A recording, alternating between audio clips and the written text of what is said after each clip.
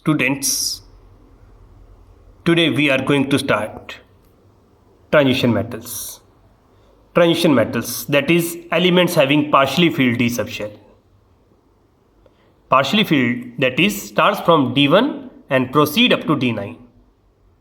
They are transition metals. But if it is D10 configuration, then it is fully filled. So do not adjust in the definition of transition metal. Elements having partially filled d orbitals in their elementary form or commonly occurring oxidized form. Example iron, atomic number 26. Now you know its configuration, argon 18, 4s2, 3d6. 3d6, that is it has partially filled d subshell. Take more example, that is chromium. The atomic number of chromium is 24. Immediately you should know its configuration is exceptional due to symmetry. What's the configuration of chromium? Argon 18, 4s1, 3d5. Elements having partially filled d subshell, they are called transition metals. It means all transition metals are d block elements, but entire d block is not transition metal. Only that d block element is transition metal which adjusts the definition, that is should have partially filled d orbital. Why they are so called? क्यों कहा जाता है इनको transition metals? Because they show a change in transition from metals of S block to non metals of P block. All of you know, on the left side we have alkali metals and earth metals, that is metal atoms. On right side in the periodic table there are non-metal atoms. In between these there are transition metals. They show a change in transition. Please look here in the periodic table. They show a change in transition from metals of S block to non-metal atoms of P block. That's red area, it is non-metal atoms. They act as bridge between metal atoms and non-metal atoms. After this we will study transition series. The first concept in transition metal is transition series. That is your first transition series from scandium to zinc. Next, second transition series, ytterbium to cadmium. Third transition series, lanthanum to mercury. The fourth transition series starts from actinium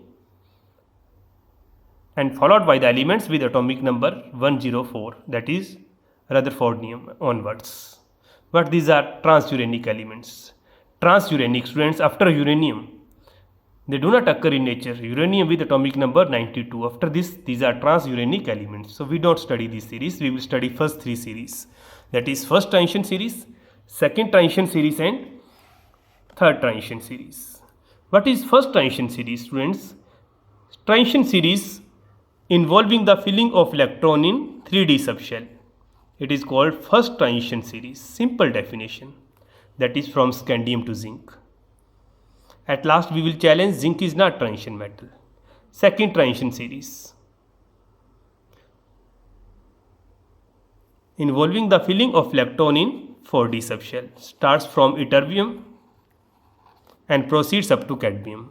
Ytterbium with atomic number 39,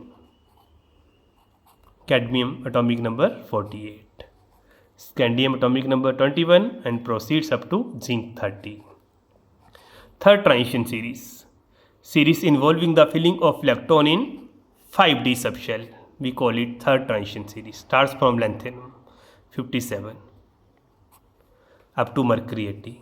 Students, you know after 57 there are 14 elements, that is lanthanoids, inner transition metals, 58 to 71. After this fourth transition series starts from actinium. After actinium again there's the element with atomic number 89. After actinium immediately 14 actinoids. So starts from actinium and followed by the elements with atomic number 104 onwards, that is Rutherfordium, dubnium, seaborgium, borium, hasmium and so on. It's clear now. First transition series, electrons goes to 3d subshell, electrons goes to 4d subshell, electrons goes to 5d subshell, electrons goes to 6d subshell. That's the members of first transition series: scandium, titanium, vanadium, chromium, manganese, iron, cobalt, nickel, copper, zinc. In the same way, second series, ytterbium to cadmium, ytterbium, zirconium, niobium, molybdenum, technetium, ruthenium, rhodium, palladium, silver, cadmium. That's the third series. Lanthanum, hafnium, tantalum, tungsten, rhenium, osmium, iridium, platinum, gold and mercury. Students, now we will challenge. These are the last members of each series. They are not considered as transition metals. Why zinc, cadmium and mercury, they are not considered as transition metals? All of you know the electronic configuration of zinc. Atomic number 30. Argon 18. 4s2 3d10. In the same way, students, it belongs to which group? 10 plus 2, 12. What is the basic key point to detect the group 4d block? Number of d electron plus valences. Zinc, cadmium and mercury belongs to group 12. When we move down the group, only valence shall change. Shall change, but electron remains same. Cadmium, atomic number 48. The nearest noble gas is krypton. So in this case, I will write 5s2 4d10. Next is mercury. Nearest noble gas is xenon. What I will write? 6s2 5d10. But in this, there are 14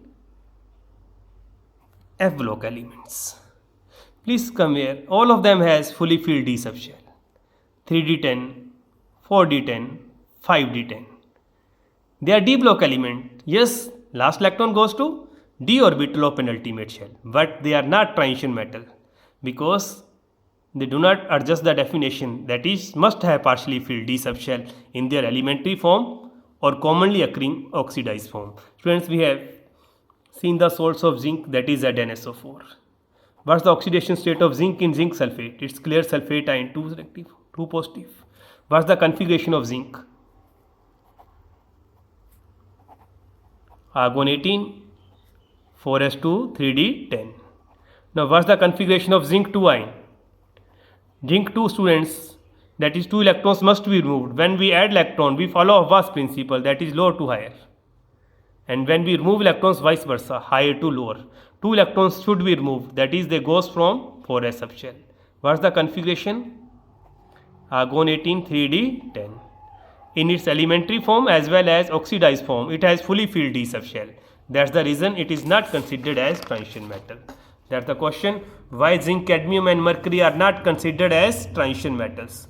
Because they have fully filled d subshell in their elementary as well as oxidized form. Just like at first, please mention the configuration of zinc. Argon 18, 4s2 3d10. Oxidized form, zinc 2, 2 electrons removed. Argon 18 3d10. In both cases, it has fully filled d subshell. So I write they have fully filled d subshell. Now the question is, why copper is considered as transition metal even it has D10 configuration? Students, all of you know the electronic configuration of copper. Atomic number 29, it is exceptional.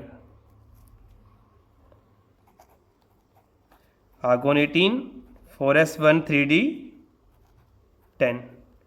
That's the configuration of copper with atomic number 29. That's the question. It has D10 configuration. Why it is transition metal? Students, what's the oxidation state of copper in its salt? Cupric chloride, copper sulfate. It's clear, 2 positive. Now what's the configuration of copper 2 ion? 2 electrons must be removed. One goes from 4s and one from d. What is left? Argon 18, 3d9. That's the reason it is considered as transition metal, because copper 2 ion has partially filled d subshell. Friends, in the same way, when you know the configuration of copper, the same group, copper argon 18, 4s1, 3d10, all of them belongs to 11th group, that is copper, silver and gold. In this case, what will happen? 4d10, 5s1. In this case, what will happen? 5d10, 6s1. They have exceptional configurations due to symmetry. They are transition metals because their metal ions possess partially filled d orbitals. Thank you.